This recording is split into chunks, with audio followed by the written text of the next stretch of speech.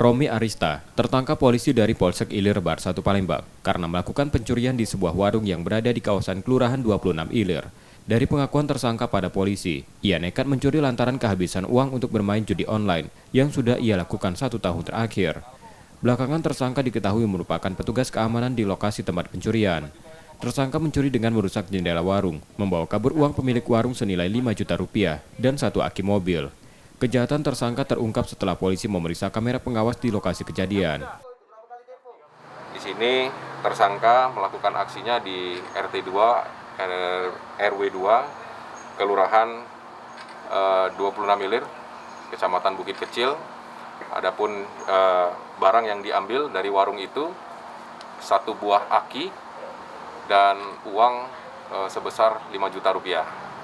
Berdasarkan dari keterangan tersangka tadi, uang itu habis digunakan tersangka untuk bermain judi slot. Karena perbuatannya, tersangka ditahan di tahanan Polsek Ilir Bar 1 Palembang dan terancam hukuman 7 tahun penjara.